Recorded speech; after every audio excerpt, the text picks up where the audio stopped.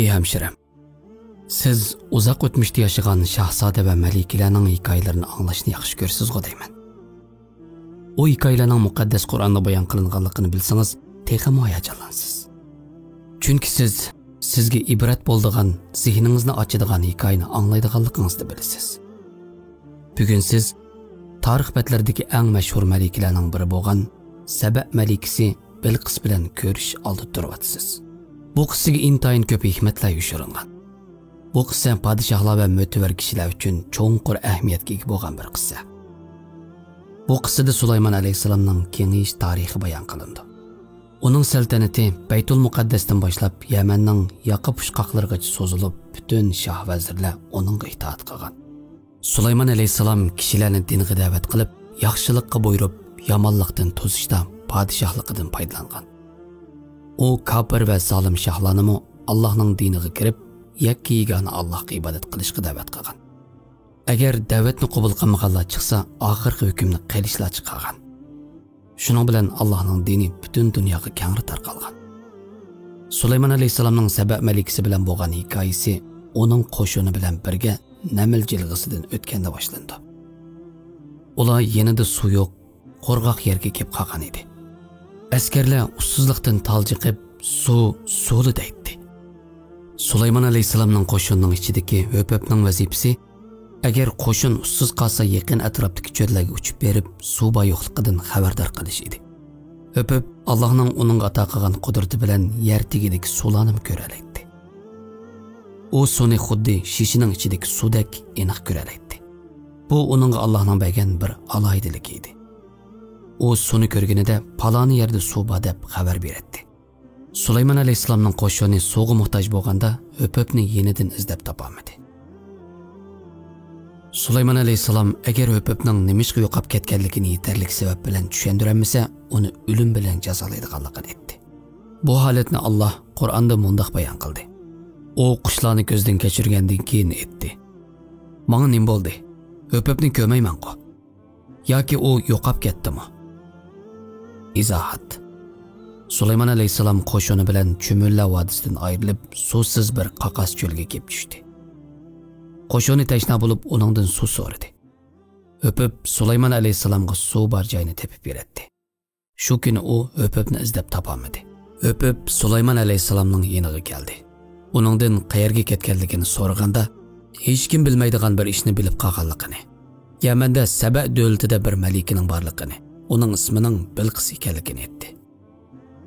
Yamandagi xalqlarga bir ayol podshoh hukmronlik qiladi. Uningda podshoh va insonlarga berilgan hamma narsasi bor edi. Uning ko'zni qamashtirgudek darajada go'zal unchi marvoyatlar bilan bezalgan bir taxti bor edi. Bu xalqning Allohga ishonmay quyoshga sajda qilib, uningga ibodat qiladigan kafir qavm ekanligi bildirildi. Shayton ularni azdirib, Allohga ibodat qilishdan to'sib qo'ygan edi. Bu vaqt Qur'oni Karimda mundaq deyilgan. Uzoq o'tmay Höpöp keldi. U aytdi: "Men sen bilmagan ishni bilib keldim. Sana men Saba'dan, ya'ni Yamandagi Saba shahridan muhim bir xabar olib keldim.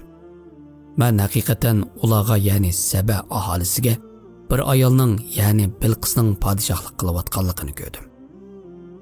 Uningga o'zga va saltanatiga keraklik hamma narsa berilgan ekan. U cho'ng taxtga ega ekan. Uning va qavmining Allohni qo'yib quyoshga cho'qindiganligini bayqadim. Shayton ularga qilmishlarini, ya'ni Allohni qo'yib quyoshga cho'qinganliklarini chiroyli ko'rsatdi. Ularni to'g'ri yo'ldan to'sdi. Ular hidoyat topmaydi. Ular osmonlardagi va zimindagi sirlarni oshkorlig'uchi, sizlarning yo'shurun va oshkora ishinglarni bilib turg'uchi Allohga sajda qilmaydi. Allohdan boshqa hech iloh yo'qdir.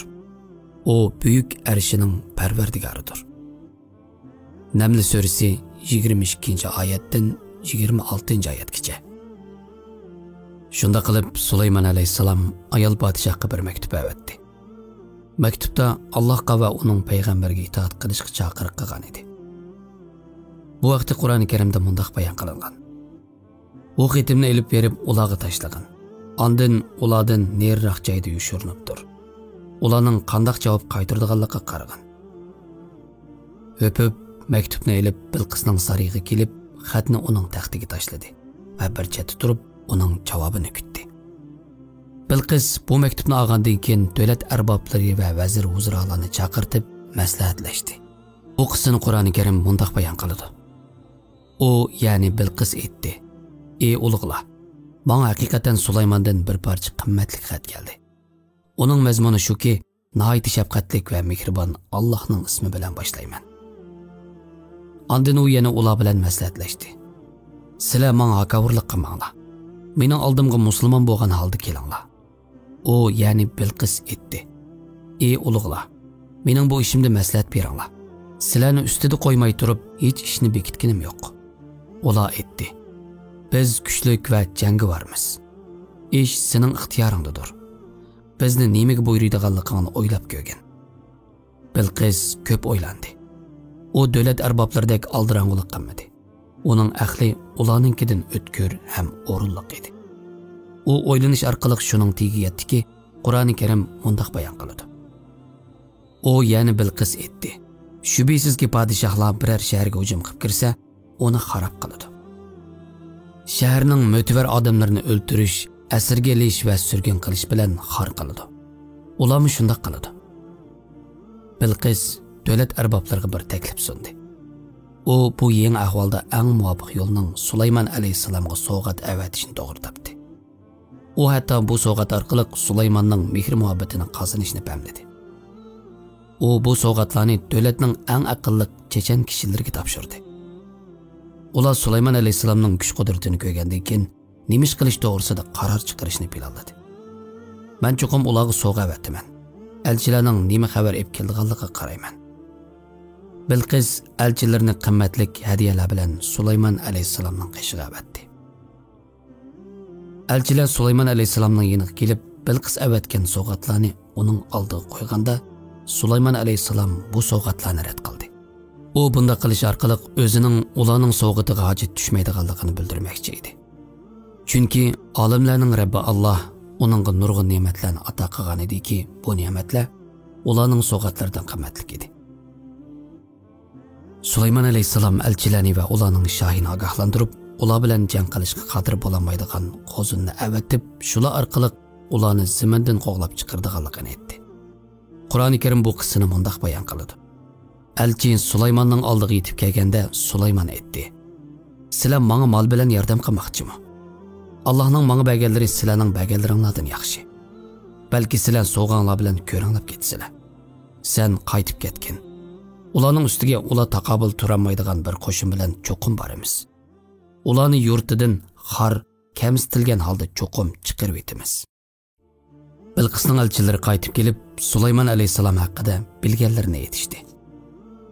Ular Sulaymon alayhisalomning hashamatli saltanati va kuchli qo'shini, urush qilish qobiliyatining yuqoriligini aytib berdi. Uning yana avatgan sovg'atlarni qabul qilmaganligini, qo'shin avatib zaminni besib olishni aytganligini aytdi. Bilqis elchilardan Sulaymon alayhisalom haqida anglaganda, uning saltanatining kattaligini, hayvisini, uning bilan tang turg'ili bo'lmaydiganligiga ko'z yetdi. Shunga u Sulaymon alayhisalomga "Men da'vatingni anglab beqish uchun yo'lga chiqdim" deb maktub yozib avatdi. O'zining qo'shinini elib Sulaymon alayhisalomning yoniga qarab yo'lga chiqdi. Sulaymon alayhisalom Bilqisning keldiganligini anglab, uni hashamatlik aynakdan yasalgan katta saroyda qarshi olmoqchi bo'ldi. U aynak saroyda bir o'tkal yasab, ostidan suv eqib turadigan ko'rinishni hosil qildi. U suvga beliq va shuningdek suvda yashaydigan jonliqlarni qo'ydi. Bu ko'rinish qarmoqqa dengizdekli ko'rinadi. Sulaymon alayhisalom Bilqisga o'zining qudratini ko'rsatish va uni hayotida ko'rib boqmagan narsalar bilan hayron qoldirish uchun uning taxtini o'zining saroyiga akeldirib, shu katta saroyda o'ltirg'izishni maqsad qildi. Chunki bu Sulaymon alayhisalomning payg'ambarligining ro'shan dalili bo'ladi. Bilqis Sulaymonning saroyida o'zining taxtida ehtiyot bilan sagak turgan edi. Sulaymon alayhisalom o'zining qo'shini va yaqinlariga buyruq qilib, "Menga eng kuchli mahluqotlardan birini tepib beringlar. U shunchalik kuchli bo'lsinki, Bilqisning taxtini menga olib kelsin" dedi. Bu so'zni anglagandan keyin jilladin kuchli bir ifrit ismli jin oldiga chiqib, o'zining Bilqisning taxtini tushkicha akib bo'la oladiganligini aytdi. Qur'oni Karim bu qissani mundaq bayon qiladi. Sulaymon aytdi: "Ey ulug'lar, Ular mening qishimga musulmon bo'lib kelishdan burun sizlardan kim uning taxtini ep keladi? Jindan bo'lgan ifrit aytdi. Men uni o'rningdan turishdan burun sana ep kelaman. Men uni ep kelishga albatta qodirman, ishonchlikman. Normalda Sulaymon alayhisalom xalq uchun xizmat qilishda atdigandan tushkichi bo'lgan vaqtni ayirdi. Sulaymon alayhisalomning yenda iymon ahlidan bo'lgan taqvodorligi bilan tunilgan bir kishi bor edi. Alloh uningga eng buyuk ismning bilimini bergan edi. Nazil bo'lgan kitobni cho'nqur bildigan zot, ya'ni Asaf ibn Burxiya, uni men sana ko'zingni yumib ochquchi ep kelaman dedi. U duo qilib edi, taxit darhol oldida hozir bo'ldi. Sen eng yiroq nuqtaga qaraganda ko'zingni yumsang, ish uning etqinidek bo'ladi. Shunda qilib Bilqisning taxti qasrda paydo bo'ldi. Bilqisning taxti qisqagina bir vaqtda Sulaymon alayhisalomning oldida hozir bo'ldi. Bu vaqt Qur'oni Karimda mundaq deyilgan. Sulaymon taxtning yenda turganligini ko'rganda, bu Parvardigorimning menga qilgan ehsonidir. U shukr qilamdim yoki tuzkorlik qilamdim, buning bilan meni sinadi. Kimiki shukr qiladi ekan, u o'zining foydasi uchun shukr qiladi. Kimiki tuzkorlik qiladi ekan, bilish kerakki, haqiqatan Parvardigorim uning shukr qilishidan behojatdir. Allohning karimi kangdir, dedi. Taxtni ko'rgandan keyin Sulaymon alayhisalom uning ba'zi yerlarini o'zgartirish orqali Bilqis podshohning aql parostini sinab boqmoqchi bo'lib, taxtni o'zgartirishga buyruq qildi. Bu vaqtda Qur'oni Karimda mundaq deyilgan. Sulaymon Bilqisning yetib kelishi yaqinlashgan vaqtda uning aqlini sinash yuzasidan etdi. Uning, ya'ni Bilqisning taxtining shaklini o'zgartinglar. O taxtini tunimdi, tunimamdi. Qaraymiz. Bilqis kelganda uningga sening taxting mushundaqmi deyildi. O shudek turdi, dedi. Sulaymon Allohning ne'matini so'zlash yuzasidan etdi. Uningdan, ya'ni Bilqisdan burun bizga Allohni va Allohning qudratini bildiradigan ilm berildi. Biz musulmon bo'ldik. Bu so'zlar Bilqisning naqadar aql parosatlik bir ayol podshoh ekanligini ko'rsatib berdi. Chunki u taxtni Yamanda intayin kuchli bir shaklda qo'g'dilib turadigan bir yerda qoldirib kelgan bo'lib, taxtining bu yerda bo'lishini asla kutmagan edi. Siz shuni bilamsiz. Bu ajablanarli ishni normal bir inson hargiz qila olmaydi. Bilqis kelganda uningga sening taxting mushundaqmi deyildi. U shudek turdi, dedi. Sulaymon Allohning ne'matini so'zlash yuzasidan etdi. Uningdan, ya'ni Bilqisdan burun bizga Allohni va Allohning qudratini bildiradigan ilm berildi. Biz musulmon bo'ldik. Uni Allohni qo'yib chuqingan narsalari Allohga ibodat qilishdan to'sdi. Chunki u kofir qavmdan edi. Uni yashagan muhiti yakka yegani bo'lgan Allohga ibodat qilishdan to'sib, kun va oyga chuqinib, ota-bobolardan qolgan dinga agishishga majbur qilgan edi.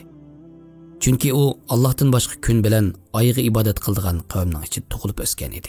Sulaymon alayhisalom uni qasrga taklif qilib, o'zi taxtda o'ltirdi. Qur'oni Karim bu qissani mundaq bayon qiladi. U, ya'ni Bilqis saroyni cho'ng suv deb ko'malanib, kiyimini ko'tarib, ikki pochiqini ochdi. Sulaymon aytdi: "Shubhisizki, u aynakdan yasalgan saroydir." Naml surasi 44-oyatning bir qismi. Bu ro'shan dalillarni va ajoyib ko'rinishlarni ko'rgan Bilqis iymon etdi. U ota-bobolardan qolgan salolatdan voz kechib, Allohga iymon keltirdi. Ey hamshiram, har qanday jamiyatdagi insonlarning o'ziga xos mijoz xulqi bor. Sulaymon alayhisalom bir payg'ambar bo'lib qolmasdan yana bir podshoh edi. Hokimiyat faqat keskinlik bilan puttirab tura oladi. Har qanday ishga sal qarmaslik kerak. Shuning uchun Sulaymon alayhisalom Höpöpni agar Bilqisni bu ishlarning mavhum bo'layotganligiga ishondiramasa, uni o'ltirib etaman deb ogohlantirgan edi. Shuni esingizdan chiqarmasligingiz kerakki, har qanday bir jamiyatning o'ziga yarasha qoida usullari bor. Har qanday bir jamiyatning o'ziga xos so'zlash uslubi bor. Podshohlarga va davlat arboblariga qilingan iltifotli so'zlar boshqalarga ko'p qilinmaydi. Bu qandaqdir bir hilgarlik yoki aldamchilik emas, balki har bir insonning o'rnini tushunish va shuningga qarata munosabat o'rnatishdir. Siz aralashayotgan har qanday birini yaxshi tanishga tirishing. Onunga qandaq so'z ishlatishni, qandaq muomala qilishni biling. Kishilar o'xshash muomalaga uchramagandek, o'xshash so'zlarga erishmaydi. Agar har bir bemorga o'xshash dori berilgan bo'lsa, bemorlar o'lib ketgan bo'ladi. Ey hemşirem, Allah Taala her bir insonga ma'lum chek-chegara ichida bir vazifa bergan. Her bir kishi o'zining chegarasini qo'g'dashga mas'ul. Allah Taala her bir bandadan oningga bergan chegarasi haqida hisob oladi. Sulaymon alayhisalom qushlarni kuzatganidek, podshohlarning vazifasi o'z xalqining ahvolini kuzatish. Sizmi o'zingizning atrofidagilarga mas'ul. Bo'libmi bolalaringizni tarbiyalash, ularga qimmat qarashni va prinsiplarni o'rgatishga mas'ul.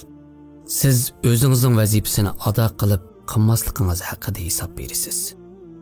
Siz ma'lum bir yerda turib, kichik bir vazifani o'z ustingizga olgan bo'lib, u vazifani loyiqida ado qilgan bo'lsangiz, albatta ajrga erishasiz. Agar sal qaragan bo'lsangiz, gunohkor bo'lasiz. Ey hemşirem, kishilarning o'zini tushuntirishiga yo'l qo'ying. Biror ishga hukm chiqarishdan burun u ishning aniqlanib bo'lganligiga kapolatlik qiling. Biror kishining yoningizda bo'lmaganligiga qarab, qalbingizda uningga qarshi o'rin rastlamang. Ota-bobolarimiz aytganidek, yo'qolib ketgan kishining o'zi bilan birga bo'ladi. Sulaymon alayhisalom insijin va qushlarning sultoni bo'lgan zot edi. O'pibning yo'qolib ketganligiga qarab narozi bo'lgan bo'lsa-mu, uning o'zirsini aytishga bir fursat yaratib berdi. Uningga beriladigan jazo hukmini aytadigan o'zirsiga qarab bekitmoqchi bo'ldi. Shuning uchun bir ishga aldirab qaror chiqarmay yaxshilikni niyat qiling. Biz ko'pincha vaqtlarda boshqalarning tushunchisini anglamay turib, ularga raddiya berdik. Ammo haqiqiy ahvolni bilgandan keyin qilmishlarimizga pushaymon qildik. Bir soat sabr qilish ba'zida bir necha kunlik pushaymon azobidan yaxshi. Aldiriqsonlikning o'rniga sabr qilish, keyingi kechirim so'rashdan yaxshi. O'zining nafsiga hay beradigan kishi ayblashdan va pushaymon qilishdan yiroqdir. Ey hemşirem, arablarning mundaq bir gapi bor. Kimiki erlardan maslahat so'rasa, ularning aqlidan o'rtaq foydalangan bo'ladi, deydi. Bu yerdagi er kalimasidagi maqsad umumni o'z ichiga oladi. Demakchi bo'lgani, biz maslahat so'rgan har bir kishining aqli va tajribasidan foydalanamiz. Bilqis malika ishini boshlashdan burun atrofidagilardan maslahat so'rash orqali bizga maslahatlashishning muhimligini ko'rsatib qo'ygan.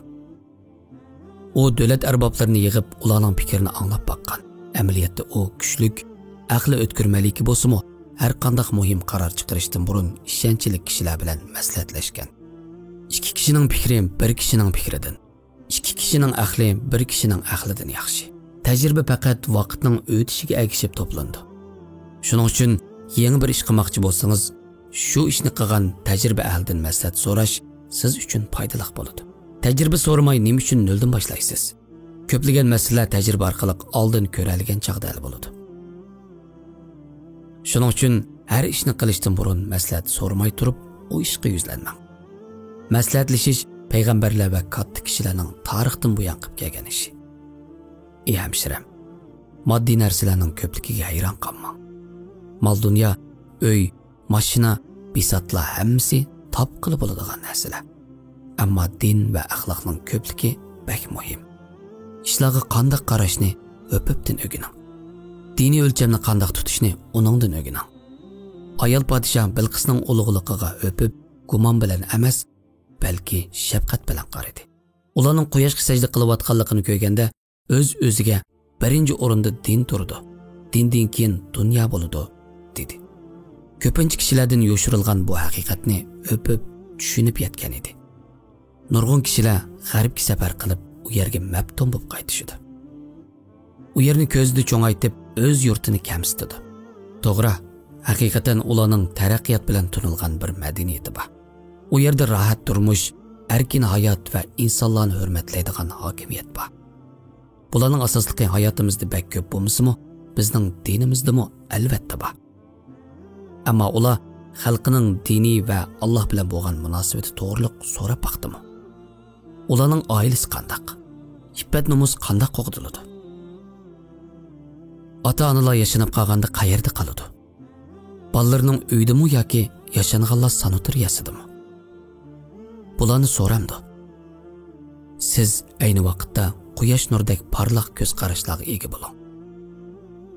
Ey hemşirem, agar haqiqat aniq bo'lsa, kamtarlik bilan uning oldida bo'ling. Haqiqatning kamtarlik bilan qabul qiling. Chunki qalbida zarrachilik kibr bor kishi jannatga kirolmaydi. Bilqis intayin cho'ng bir hukmdor edi. Ammo u Sulaymon alayhisalomning yanida haqiqatni ko'rganda ikkilanmasdan uningga ergashdi. Siz ba'zida biror ishga duch kelganingizda ig'irroq inkos qaytarib qolasiz. O'zingiznikining to'g'ri deb qarab, shuning asosan harakat qilasiz. Agar siz o'zingiznikining xato ekanligini bilsangiz, xatoligingizni qabul qilib, kamtar bo'ling. Qalbingizda zarrachilik kibr bo'lsa, buni poklang. Chunki xatolikda ching turish shaytonning sifati. U haqiqat aniq bo'lgandan keyinmi uni qabul qilmaganlik uchun Allohning rahmatidan qo'g'landi. Xatoligini e'tirof qilib, afv so'rash va tövbe qilish otangiz Odam alayhissalomning sifati. U xatoligini bilgandan keyin darhol tövbe qilib, istig'for aytish qoldirdi. Shunga siz otangizdek bo'ling. Shaytonga ergashguchi bo'lmang.